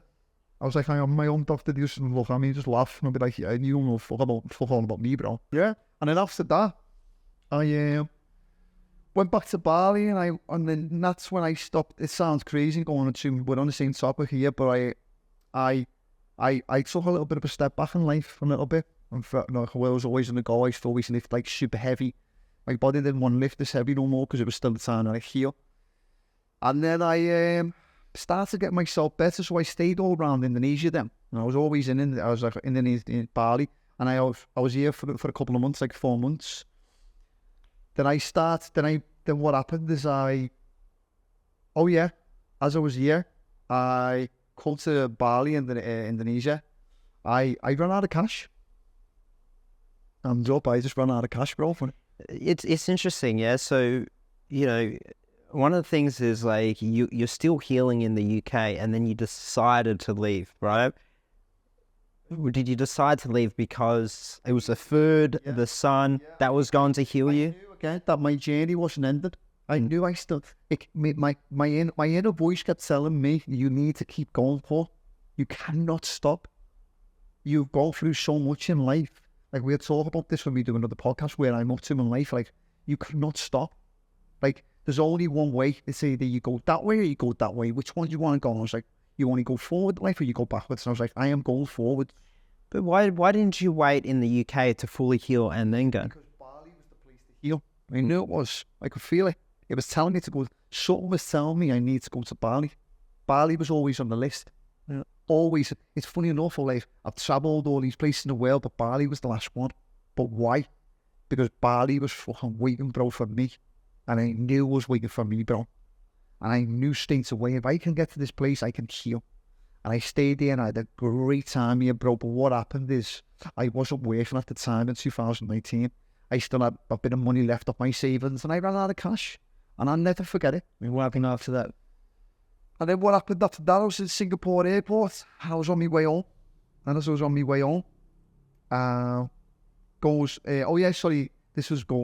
too far. I goes to go back home. I met this girl and they promised me the world. Like, I'm going to retreat with them, help them build the brand, help them do all this. So they said, come back out. And what I did is I opened this whole new chapter for these people, you know what I mean? Me being me, like I was the coach, and opened this up, used all my contacts, helped them build the brand. And this girl fucked me over. So what happened is I went back to the drawing board. I had no, so I stayed home from October for 2 months back in the UK, October to December. I left on New Year's Day. New Year's Day, the 31st or the 1st, back to Bali again, so I come back the second time, right? When I come back the second time, I come back for 6 weeks. I left again, so I come back from the 1st and I left in February 2020. That happened where basically I got promised the world, she fucked me over, and what happened is the same again. I went back to the drawing board, I had no money again. So I was back in the UK now. And this is the third time you're back in the... Third time. Yeah. This is the third time I'm back in the UK. As I was going back to the UK, I remember like being in the airport, the Singapore airport. Next thing, gets a phone call off this guy. Well, as all this has happened, I'm like, bro, he's like, would you come on? Would you coach me? I'm like, yeah, but my head's up my arse broke as all this has happened. He's like, all right, cool, this guy, I won't say his name, but he's a super wealthy billionaire where I come from. Super rich, bro. And he's like, can you coach me? I'm like, yeah, I can. In the end, I was like, I coach you, but what happened is when I went on, the world went into lockdown when I come back. I was like, going to bed through COVID. So I didn't really want to like go to his place, drive down there. I didn't know what the fuck was going on with the world. And the last thing I wanted is, I didn't know what was happening. What happened is I was on again back in the UK for 6 months. As I was on back again in the UK, I stayed on. And then one day, I was coaching this guy for a while, and he said to me, bro, do you want to build a gym? I'm like, oh, I know, bro, like, In the UK? UK, Yeah. back in Liverpool. And then I'm looking back on my life, I was lifting, I'm like, you know, is it meant to be? I've done me travelling, I've tried, I failed, you know, got offered an opportunity again. Another massive opportunity to build a £5 million project on the face of Liverpool, on the Albert Dock, where the money is, bro. It's like you live down there, it's where the money is, bro. Like, there's no questions asked. This is where, in Liverpool, the South End, down there is where the money is. And I was like, we've got to put a big gym, 250 new apartments, his apartments, and I was the face of this new gym, and he was going to sit on me, he said, I'll be a business owner. And I was like, I've been offered this opportunity. Anyway, I told my mate about it at the time. My mate Brian to be watching this video, knows all about it. So I said, bro, I'm coming into this bit of a project. He's like, okay, explained all to them. So he's like, bro, listen, he's like, let's do it. So brought Brian in, right? 3 weeks into it, right? He goes to me, if I come here, I'm like, oh no, bro, I've just seen something. He's like, what? And I said, don't know, but I'm getting this feeling again, bro, that I don't need to be here. He's like, what? I'm like, I don't need to be here, bro. He's like, bro, you've told me all this about your life, what I tell me what I want this, you know. Bro, you have to go for this opportunity. So what did I do? Go off to the drawing board, told me mum, told me that. Because I thought, I'm out of here. Like, what? I'm like, I've got to go. I'm like, go where? I'm like, I've got to go back to Bali, mum. I'm like, what? I'm like, mum, I've got to go back to Bali. They're like, son, you've tried twice, you failed. I'm like, mum, your dad, you always told me it's always a fair time. I said, believe in me. So they're like, so, do what you got to do. So they're also really supportive of you going out. Yeah, so now they understood. It was like, fuck, like, you understand, this is the journey that I'd been on. I had known when you said before, but why again? I knew I need to keep going in life, bro. I could not fucking stop. And when I kept going, my mate approached me, the guy for the gym. He said, how's the business plan going? This guy is a super successful built skyscrapers, bro. Not like your average fucking whatever millionaire. This guy's super rich. And he asked me to build a project with him at the time. And I'm like, bro, I've got turned down of being very successful now. And I'm like, fuck it. And I said to him, bro, I'm out of here. He said, what? I'm like, out of here. He said, where you going? I went, go back to Bali, lad. He's like, what about the gym? I said, there is no gym. He's like, what have you got? I went, bro, I've got money. I've got money. He's like, what have you got? I said, do you want to know? He said, yes, I've got 10 grand. He's like, you got 10 grand? I said, I've got 10k now. I said, 10 grand I have in my account right now, or even a bit more. I said, that 10 grand again is me. I've always, so most of my life, I've always had 10 grand in an account. That's just for a rainy day in case anything happens. I still have it here. I've got money, but I have 10 grand put away in accounts all the time, and that's my savings. I told him, and he went, whatever. And he said, what made you think of this? And I said, what made me think of it? This morning. He said, so this morning you didn't tell me. He said, you let me do the session? I said, yeah. He said, what did you do? I said, I was sitting on the front of Liverpool on the Albert Dock. It was 7:45 in the morning. I was with him at 8 o'clock in the morning. I was sitting there and I was listening to the song. And I love it, bro. It's John Lennon, Imagine All the People. And I was sitting there on the bench. And behind me is where I was going to build this higher, bro. Right behind me, meet the face of him. I was like, this is me. And then what comes to my mind again was like, Paulie, this isn't you, lad. This isn't you. Someone else's lad. This isn't you, lad. I was telling myself, you've come so far in life, like, this isn't you, lad. You need to be who you fucking truly are. And because for years I told you, going back from Thailand, I never actually believed in who I was, bro, because I was a bit like shy, and I just wasn't in my ways, and I didn't really know how to conduct myself too well, and I didn't know how to express myself, and I was a bit shy, bro. That's who I was. And this was all coming back to me, and then what happened? I was like, fuck. I was like, fuck it. Like, fuck this gym. I'm getting in there today, and I'm fucking telling him I don't want this. Goes in there and told him, and then that was it, bro. Go straight on. Moved the flight straight away. Back to Bali. Met someone. They said, bro, we can get you a thing seats where you have to pay a bit more for your, it's not a key class, it was a business visa. He said, you can get in through COVID. My business visa got accepted. As my business visa got accepted, sitting in mine, gets a phone call. Bro, do you want to take on this client? They give you 5k now. What should I do? More. This always happened when you're back. Yeah, you say, well, reason get tested. Being offered 5k. Sure, what for?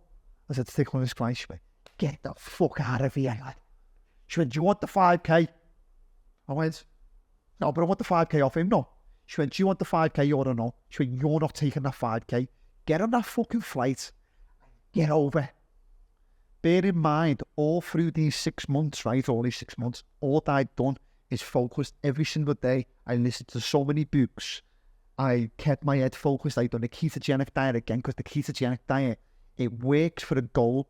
It's not a lifetime thing. In my opinion, it's only for a goal, because when you cut the carbs, you cut the sugar, you take the toxins out the body, right?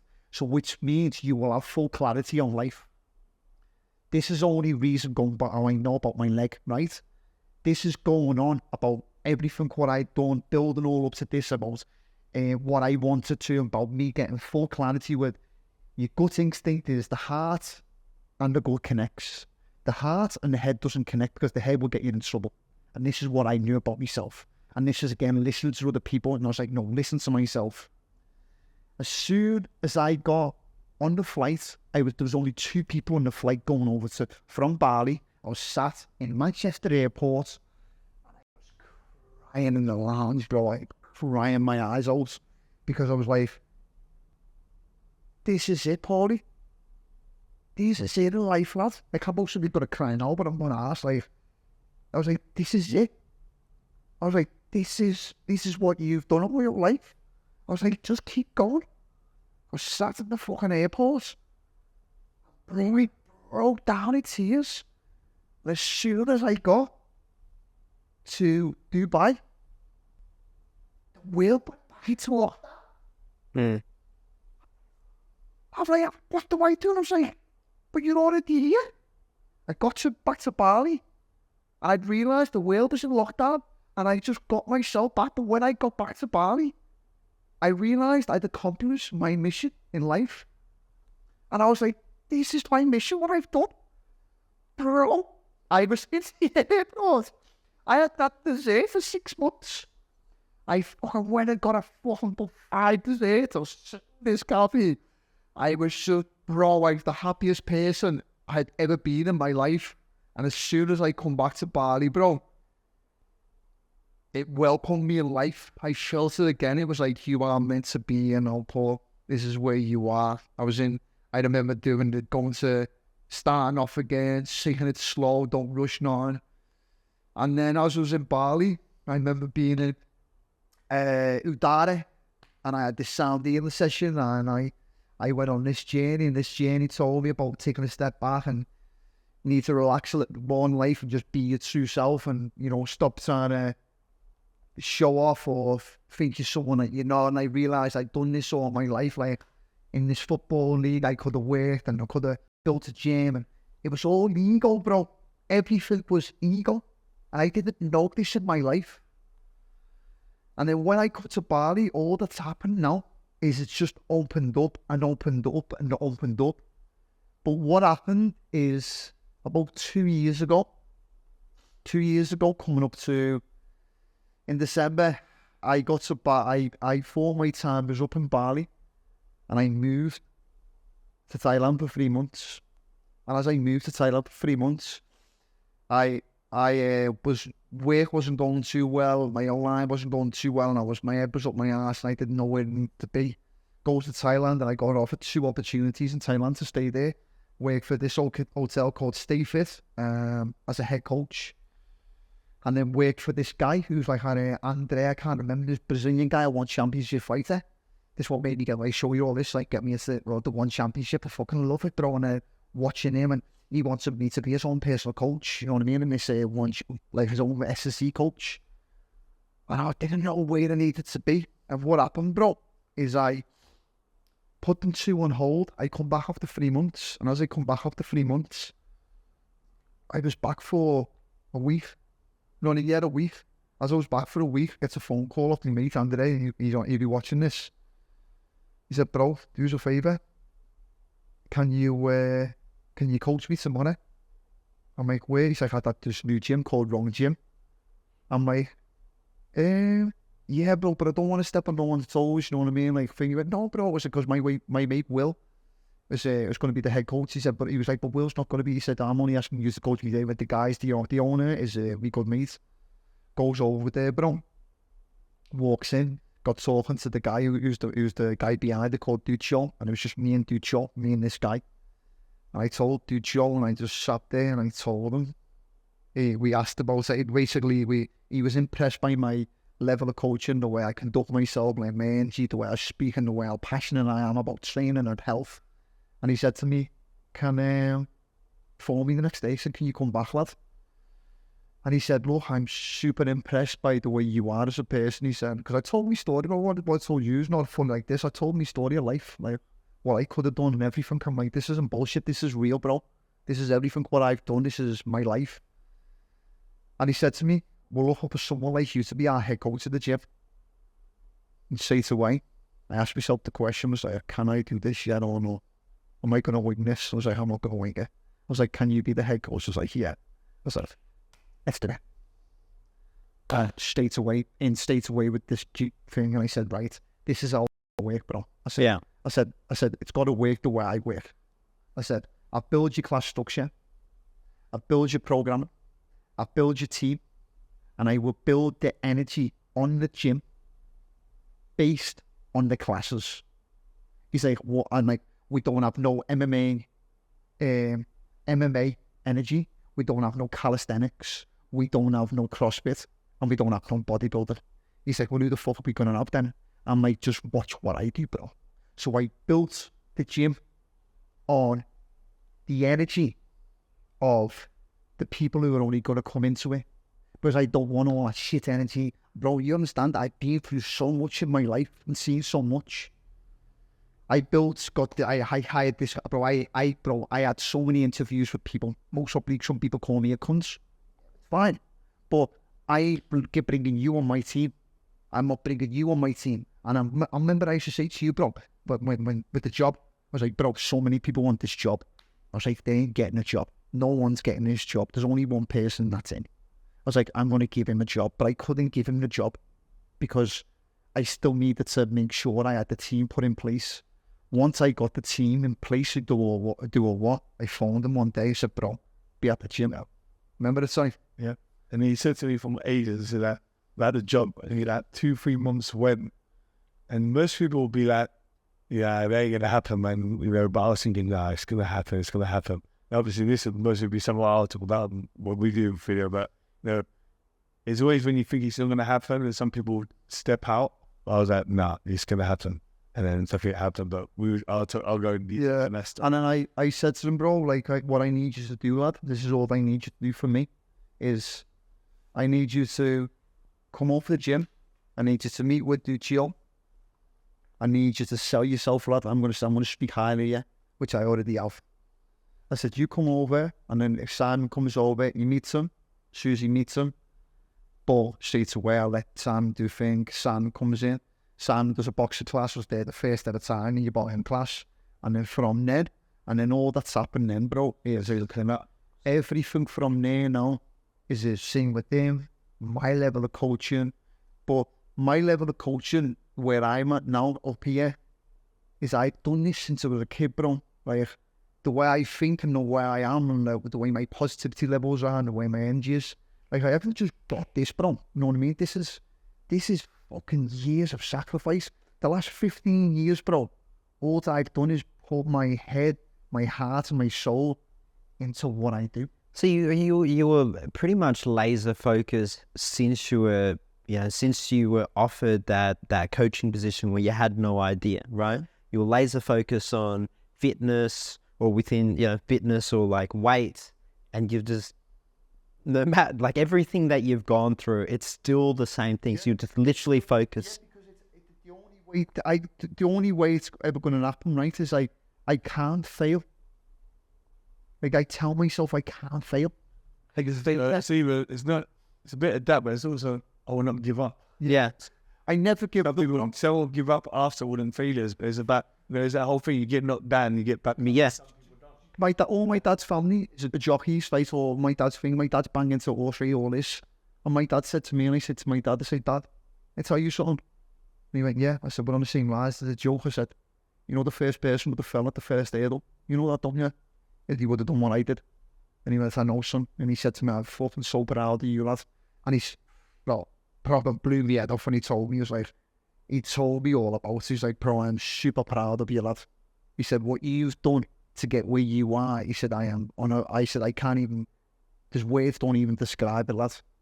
He said, look at you. And I used to look at myself, the way I built myself, like, up here, physically, mentally. Bro, it's been a fucking journey, let me tell you that. It's been a journey, bro, that I put my life into. But like going on is me, I posted a post last night and I talked about this. Life is just a journey. We all have a story to tell, but it's how we tell it. And it's either what's the word? It's either some people just say things and some people just do it, and I am just a doer, bro. And I believe that what I'm doing now is in the next 5 years, I'm going to be on another fucking frequency level, bro. Like, financially. Like, now I'm doing well, but financially, in the next 5 years, my main goal is to be an actor. Oh, yeah? Yeah. And I'm going to become an actor. Not many people know this, but I'm going to become an actor. I don't know how I'm going to do it, but I'm going to become an actor. And I've said myself for years, I'm going to become an actor, Paulie. You've done all this hard work for all your life, lad. Once in the next 5 years, I'm going to be an actor. And I guarantee you now, we will talk about this in the next 5 years. What, so... I was going to ask a question. For the viewers, yeah? Walk us through your daily routine. Because I know your daily routine. But it's like, you're out here, you live in Bali, then gone through all this stuff, like, now you're in a good position. And then most people, like, back home are waking up, doing a 9-to-5 job every day that they fucking hate. Yeah. And, 5 times a week, go home, got the weekend rule, and but it's like, tell us what your day-to-day. Let me tell you my day-to-day, but I'm going to tell you how it can help you and bring in thing. I get up every morning, right? I haven't used an alarm in maybe like 15 years, bro. Well, I haven't. Anyone that knows me knows I don't need an alarm. I wake up precise when I need to wake up. As soon as I wake up, sign a thing. The first thing is number one, is you make your bed. That's the sign of discipline. You make your bed. Number two is I go and have my supplements, but I do straight away. I am open to this, and I talk about this at the minute. I do a lot of peptides at the minute, just because my body just doesn't recover well. I do my first thing in the morning, I do my salt, my lemon, my baking soda. Then I go to the toilet. Then I do what I need to do. And there's another one what not many people do. Is I brush my teeth with my left hand.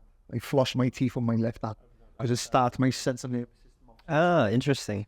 As soon as I've done that, then I go and do my, as soon as I've done that, then I go and do my grounding straight away. I do my grounding, I do my bit of breath work on the grass.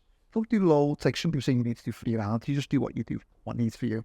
As soon as I do that, I either do lower body or upper body mobility, and I just get, if the sun's out of time, I can do the sun, but if not, I just look over where it is and get some natural sunlight in me.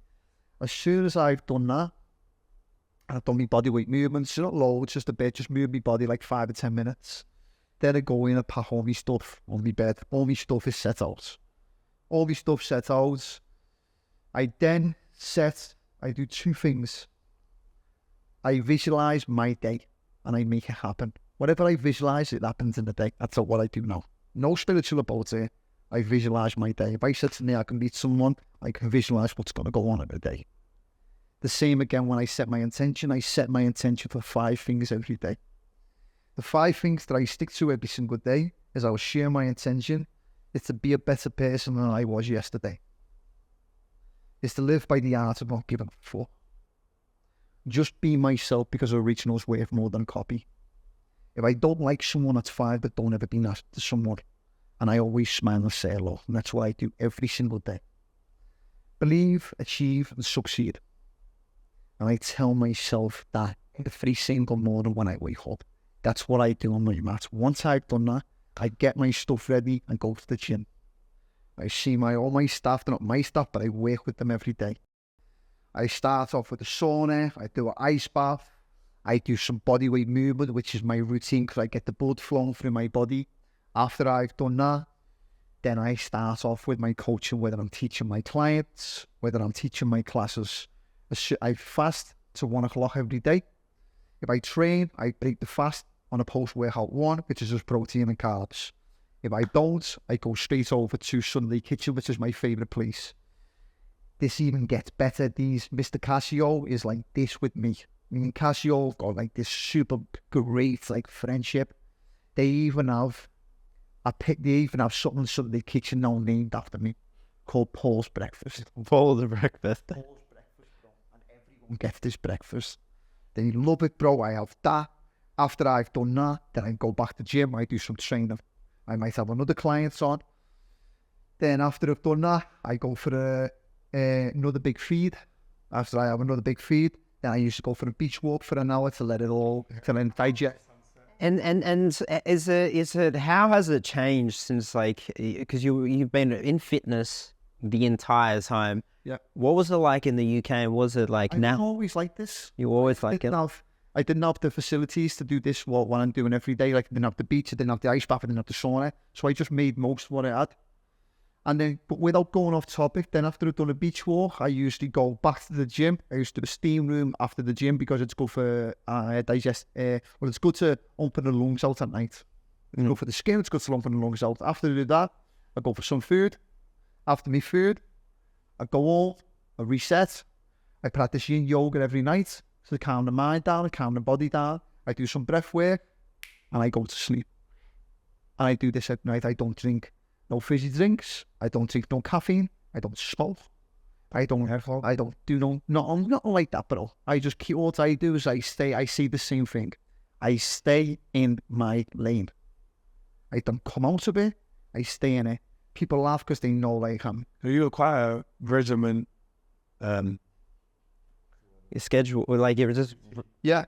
See, but every time I see, I see obviously me and Paul work at the same place. So every morning, what he's talking about, I see every morning. He does it, 8 o'clock on the dot. Yeah. Reese's bed, does this, does that. It keeps the measurement, all that. It doesn't change it. It's like you watch these stories that it same thing all the time, and obviously I look at that and I think that that's him focus. That's works for him and all. And looking, I know there's quite a lot of stories where Paul come from to where he is and now. There's a massive change, and is that whole thing why we're talking about this? Is that leap of faith? Is that if you would have stayed home, what do you think would have happened if you never done any of this stuff? Like off for prison. Yeah, this is only going one way. This is only going one way. We'll talk about this on the next one if you do one, right? is this was only going one way in life, and it could have ended up happening, you know. So it sounds like it was anything but that, you know. And then It's left or right. you know what I mean? Like, so it's listen, like there's no bullshit about none of this. This is real. There's like no spiritual part about it, right? There's some people could say I've gone too far and I'm too spiritual the way I think and the way I am, and I talk about like how my frequencies are. Yeah, but that's just who I am, right? And people see me grounded and they're like, wow. But like I'm not preaching to you and telling you need to do this. This is what I do, bro. Yeah. I know I'm tuned in what I know. I know how good it makes me feel. It works for me. This is how I look, bro. Like people say, it's funny, like I won't go too ego about it, but like people go, yeah, me mates like you. Like, no, he's not. Mm. But like, what? Like, no, he's not like me, bro. Like, that's just one thing to say. Like, I am who I am. Tell me about the friends that you have back in the UK. They're all cool. They're all right about it. To be honest with you, I've got most probably back in the UK. I've got a handful. But the ones who stand out are the ones who've been there for me. I've got a mate called Andrew McIver. Andrew is my go-to, right? Andrew McIver, pardon me, is more in tune in life than I've ever known, bro. But he just stays in the UK and he lives there. And I wish he would be, with me, but he's not. He's been my best mate and been my brother since I was a kid. But he lives in the UK and it's sad because if he was here now, you'd get on this so well. Super intelligent, super good looking lad. Super fucking switched on before. I was at a switched on. He helped me a lot with like. Yeah. So what about the people? What about the people? Because you're super laser focused, locked in, know what you want. What about for the other people that aren't? Yeah, you know they are because there's only one thing. Mm. The problem is especially in the UK and what it is, everyone wants to be something, right? And when I say everyone wants to be something, it's all about stereotype, bro. And every area has the same. He's from London, you could be from Leeds, you could be from Manchester, from Birmingham. You've got to fit in with the crowd, bro. You have to fit in with the crowd. Try to really bad. Yeah, and if you don't fit in with the crowd where I come from, bro, right? You are an outcast. You are a outcast. So everyone in the UK doesn't have no really options. They've got to fit in with this. They talk about, oh yeah, he's in. You wanted it. How about stop talking about what he's in and start making some money himself? Yeah, it is because it's a bit in it. A good part at one time I was thinking, it's like, well, who are you? You know that whole saying, know thyself. Yeah. That who are you? A lot of people think they know themselves. I'm like, you don't even know yourself because you're part of your environment, so you already are what you are now. But if I moved you out to another fucking country, that you're gonna be totally different. It's like when I was in the Hackney growing up, I always had to look over my back and I'll keep my guard up. You can't let certain people try to act certain ways. You got, So I was a little bit, a bit shifty in certain ways. But it's like when I was around traveling, everyone's like, oh, be careful, or dangerous. Man, Thailand, all these other places, that the most nicest people. And I started putting my guard down, and I started, I didn't have to be this other person. It opened up my mind. I started looking at life different. And it's like I always say to people that you don't even know yourself. You're part of your environment. Until you step out, then you start to know who you really are. Because when you're around, listening around criminals when I'm growing up there, I'm like act like in the criminal mindset. Otherwise you're gonna get swallowed. But when I'm out here, it's like, man, I had to have that mentality. I had to have my guard up. So it's like you start to become maybe the more real you who you used to be. So what's great about here, so going back on what you said before, what advice could I give to people and what, you asked me about my routine, what I do, but guys, that's my routine, that's what I do. I'm not expecting anyone to do that. That's just me. That's my DNA and this is who I am. You know what I mean? I just look forward to maybe after this, going for some food. People go out to party tonight. I look forward to go and get a shower, get some moisturizer on, do some yoga. Sounds crazy, but this is my face. This is my life, what I like to live. So what advice could I give people back at home? For one, you need to find a purpose in life. And that's it. You got to find a purpose. Like, what is your actual purpose? Like, do you want to have kids? Do you want to have, you got a family? Do you want to get a mortgage? Do you want to get a car? Do you want to live to 95? If you want that, that's fine. Like, I would never, ever in my life take that away from anyone, right? But it's not for me. and that's not for you, and I know it's not for you, and that's why we're sat here at the table. So for one, if you find a purpose in life, find what that purpose is. For two, like I believe, like my father says, is we all have a talent. Every one of us, yours is this talent, yours is this, mine's this. So you said this, I don't know how to do all this, bro, but I know I've got mine. Find the talent and try and make something worth from it. Like try and make something out of it. Don't have to monetize it. Yeah, just it's not about earning loads of money, bro. People go, yeah, you want to smash? It's not about smashing it, bro. It's about finding fucking happiness. You got to find, you find money, right? Yeah. And you find happiness. You don't even worry about money. I don't worry about money at all. I have got money, but I don't worry about it. Like, because I'm going to earn it again. It's not that I'm going to stop working in my life and I'm going to stop earning it. So this is the same thing again with people. They're saying, well, like, obviously, you know, they want to earn loads of money. I'm like, but what are you going to do with it? Mm-hmm. So if you find to get what you're passionate about, money will always attract you. It won't do nothing else. You will always be wealthy. Like I'm super. It depends how you make wealth, but wealth, I am super healthy in my way. I got health. That's all that matters in life. Health is wealth. Health is wealth. And also, what advice would I give? Fucking go traveling. Just get off and just go traveling. Like Nike, there's a famous quote of Nike says, just do it.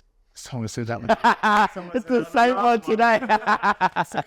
Yeah, right? Just do it. Yeah. It's a famous quote. You just do it. You don't say it, you just do it. You just rock up, you just do it. And once you do it, you do it. You don't please no one, you don't show no one nothing, you just do it. You go find, right? And another thing as well, before, if anyone's watching this and they're thinking about getting relationships and they're thinking about getting married, they're thinking about getting a car, mortgage, all this, before even having kids, right? You've got to get to know yourself first. You've got to get to know who you truly are before you think about bringing kids into this world, right? That's my opinion. The same again, I'm not telling you what to do. I'm just being real and being honest. And that's why you got to step out your comfort zone, like, you know, don't to go and traveling because you don't know who you are. Yeah. You're part of your environment. You're always going to act in a certain way. But like, when you step out of that zone, so you start to know who yourself. And when you travel solo, even though you might meet people on the way, when you travel solo, you got to make decisions by yourself. Oh, you're forced to make friends. Yeah, you're forced. Yeah. In school, what did I learn? Geography, right? I learned more geography since I've been traveling. Maths, algebra, and all that shit. Never fucking use it. What I use is plus, times, take away. Science. I'm not trying to be a scientist, Art. Oh, I'm not trying to be an artist. Music. Oh, was it interested in music? English. What the fuck? Who the fuck is Shakespeare? What is he going to help me with, So all these stuff like was a waste of time. But when I went traveling, you have to learn how to do with your money. Yeah. You have to think, if you're planning to go somewhere, you got to do your geography, like, you know, plan ahead. Right? It's that socializing skills. Because you got to learn how to socialize. Right? Learning French. How much fucking French did I learn in school? Fuck all. And when I went to Thailand and Philippines and all these places, like, I learned how to do certain bits of language because you're forced to. So it's like, to me, it's like, you really want to up your game. That I think, you know, when you leave school, it's like, you put that stress on you, like, you know, we're going to pick to go to college. You got to choose. Times run out. It's like, you know what? Fuck that, If you don't know what to do, like 80% of it, it might be 90% of it, all people who get forced, go to college, university, end up not even fucking doing what they fucking study, Because, again, you don't even know who you are. You're just forced to this. So, best thing, you know what? And this is what I've done with my little brother, which is going to be another big story. He's doing amazing now. He's living in another country. But anyway, you know, I didn't want him to go to college. And then he went traveling for 6 months. And he's like, you know, he learned how to book flights, how to change over monies, how to, you know, destinate to go to X, Y, Z, this, that, and that. Like, man, he learned more in that 6 months than he did through school. And, you know, the things that we need to learn, you're not learning in school. Yeah. If you go to, like, now you're watching this here, you're thinking about, you know, your life, definitely. Instead of getting a car, was it LP or whatever? Like, you got to find that. When you get a car and find that shit, fuck that shit, Get some money, grab it, and go fucking traveling. And I'm telling you now, that car in 5 years is going to be shit. It's going to give you nothing, but I can guarantee you, what you spend at £5, £10 on traveling, it'll be you got to get 10 times, 100 times more value back. And if It's the lesson. So basically, you're just throwing yourself in the deep end, right? Like I did the same thing. Yeah, and you're forced to, right? Same thing. Like I was shy as well, right? When I was like 21, right? And then I was like, you know what? Fuck it. I'm booking the flight to the United States, and because I was shy, fuck. Also, like once I got there, yeah, you're forced to make friends. It was, yeah. So, moral of the story. Yeah. So that's the advice in life. Like you know, like if you go traveling, like it will open so many doors. You know what I mean? I can talk about this a lot, but it will just open so many doors for you. Yeah. But you got to do for yourself. You know what I mean? If you go like, and guys, just a little bit of a thing as well. When you go traveling, you don't need to bring loads of stuff with you. Right? Like Everyone makes that mistake. yeah, everyone makes the mistake. You just need a bag. You need a couple of pairs of shorts, a couple of pairs of like tops. And I'll tell you now, yeah, for them materialistic, you know, People watching part of them. your environment, yeah, Yep. don't be buying all these fucking designer gear. It's always. Comes to Thailand and Cambodia and Philippines, that people don't give a fuck. Like, look at me, nice pair of pants off, nice vest, cost me no more than fucking £50. So, And it's like, you know, people watch it, they mostly think it's fake anyway. You be in Thailand, everything's one of the fake. So you walk about with a Rolex and all that stuff, so it's fake anyway. someone the real one on it. I couldn't give two fucks. It's okay, that's the same, they don't give a fuck. You know, I want to say it, but if someone does say like, and they got a nice top on it, the first thing when I see someone, right, when I see someone with a designer top on, it makes me crazy. Yeah, 100%. Does it do what you say? I'm like, I just wouldn't hang around with you, lad. Yeah. Yeah, when I see that, I'm like, oh, you're so brainwashed and you're sucking that system thing. Yeah. It's like, you know. You are just supporting the establishment, and all you're doing is you're trying to show someone that you've got a better top on the red, which it doesn't mean. When you wear a top is when you get to this level, right? A top is about when you wear clothes. It's about how you feel and it's how you look. It's not about what the brand is worth. It's about how you look. You could put a fucking Prada top on me, it might look shit. But you might put a normal £10 top on me and it might look great. It doesn't matter what they are. So guys, just don't buy, and I say this, yeah, you don't need to buy all this material. It's no way. And like for those that want to sort of travel, right? You know, how much would they need to sort of save to sort of make that journey, you reckon, you know? 10k. You need, my opinion, 10k. 10k sets you up. You buy, what you do is, my opinion, you get your flights, or your flights settled in. You buy your clothes, or you buy your bits, what you need. You buy, you need a good bag when you go traveling. You know, you should think you need a good jacket, like a good rain jacket, or actual good jacket. You need a pair of shoes, a pair of trainers, and a pair of sandals, whatever. Then you don't need all your shampoos. You buy all these on a way. You buy all this. £10 cheap. All you do is you buy all that at the start, all your stuff that you need. Then, my opinion, when you go, you need 10k in your bank. You have 10k in your bank, you are set, which means you can go anywhere. I don't know about now with the world that we live in now, how far it might get you, but what it will do, it could last you anything between 6 months, and it can get you wherever. If anyone's looking on coming over to Bali, and you want to come over here, by all means, like my Instagram is, you put it on here, is Move Well Bali. But guys, I'm not the guy that's going to be helping you out and sitting down and giving you all information and telling you, oh yeah, this is where you need to eat. This is how I'm going to help you out. You need to figure this stuff out yourself, like I've done. But if you come to Bali, do your research. You can stay in a nice guest house for like £200 to £300 a month. You can rent a scooter, anything between £50 to £100. It depends what you want. Gyms, most of them are a little bit expensive. It depends what gym you want to train from. You can train from an old rusty gym, a bodybuilder's gym, or you can train from a nice gym where me assignment wear would cost you like £200 or something a month. But it'd be the best £200 because you will network and you will put years on top of your life. Mark my word. Food places don't, in my opinion, you want to be eating clean. You don't want to be eating no shit food. So, but if you want to eat cheap, I'm sure you can eat out of somewhere Warongs, yeah. Yeah. And guys, don't fall into the trap where you feel like, oh, you got to get a nice fillet. You got to get all this. It doesn't mean nothing, guys. You just got to, they go out and don't fall into the party scene as well. You know what I mean? There's so many different avenues in Bali. Like, if you find something, staying again, what I said, do all these things, stay in your lane. Stay in your lane, I mean, it's like you don't need to penny pinch, but you need to just have a budget and be like, well, this is what I spend, this is what I've got a day, and this is how I can live. It might cost you about 1,500 quid max all in. And with that 1,500 quid, you can live comfortably here. 1,500 quid is like living like 6k back in the UK. Yeah. And I guarantee you that right now. Quality of life. So a lot of people say to me that, Sam, when you coming back home, man? Never. Never. You're like, for real, man, look, let me just paint a picture. And I always just think, what's the best way? And I say that it's the quality of life. Like, you know, when I was back home, I was earning a lot of money through my business. And man, my life was shit. I was working so much, but it's out here, I'm not earning half as much what I was fucking earning. But man, my life is so much more better. You know, I wake up, bring it to the beach. Yeah. I watch sunsets right at the beach. Yeah.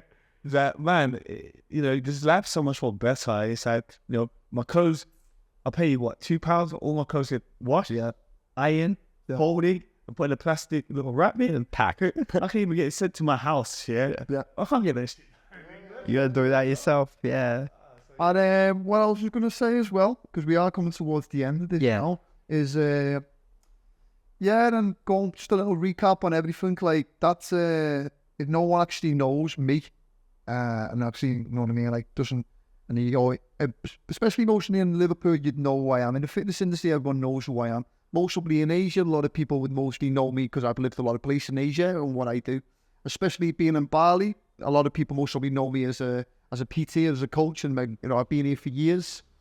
But everything that I've spoke about is generally true. You know, none of it is bullshit, none of it's made up. This is who I am and this is what I do. I hope everything that I've said has inspired a lot of people. And the reason behind it is like, I just never give up. I never give up, man. I never give up. I've been through so much shit in my life. To actually get where I am now and do what I'm doing now and live my life to the fullest, I've made it. And I can see that now. All right, let me finish this off with one thing. Now, look, if you want to do the 9 to 5 thing, yeah, like you're happy with that, cool. But like this hearing these stories and the other stories you're going to be hearing here, I always think to myself that, you know, when I die and I'm lying on my deathbed dying, yeah, like if you're going to look back and you're going to think to yourself, like, are you going to think about the trainers, the shoes, the cars, the nice flash and stuff you had? Or are you going to think about the experiences?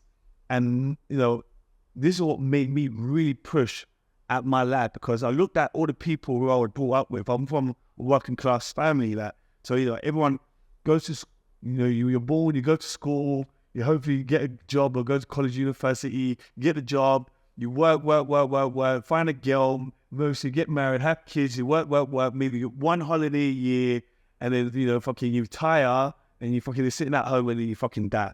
It's like, you know, just hearing Paul stories like I heard many other people, man, it's about experiences. It's like, you know, how many chapters have we just gone through, yeah? There's so many different chapters in life, and it's like, you know, 15 years of chapters, you know? And this is like the same thing for me. It's like, you know, I'm trying to live my life to the fullest. And so it's like, I don't know, even if I feel like I'm only halfway, but it's like, if I died tomorrow, I could sit there and think, fuck me, I haven't had a full-on killer life. See me. If I tell you this now, hand on my heart, God's honest truth.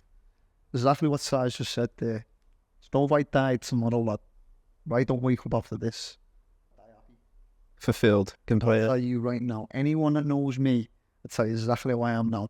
I have lived my life so far. So far, what I know, I've lived it.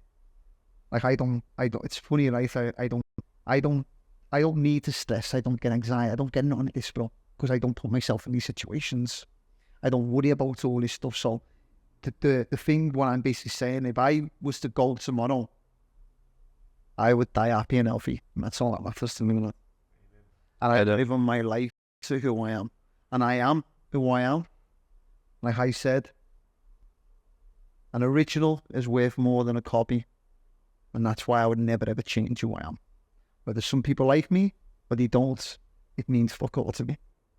I'm only liked by the people who are around me. And anyone else, People just do what they've got to do and continue. All right, so we're gonna wrap this up. But before we wrap this up, so people been watching this and watching you, they might want to know more. They want to come and follow you. Like, is there what's your social media? How can we Social media is my website is movewellbali.com. My Instagram is movewellbali. I am a personal trainer. I'm one of the main coaches at Wrong Gym. I teach a lot of high intensive classes. Also, I have an online presence, which is my application. So obviously, I build programs, personalized program. I do nutrition as well. I specialize in a lot of mobility, and I do a lot of sport-specific training. So guys, feel free to drop me a message if you are interested in my service, if you want to even follow my content. And if you see me in the Bali area, come say hello. I don't bite. I might have sometimes a little bit of a resting bitch face on me. But that's just my energy, and that's who I am. This is where you will be, and this is where I am here. Until I get to know you. So guys, for now, I'm Swaziastu.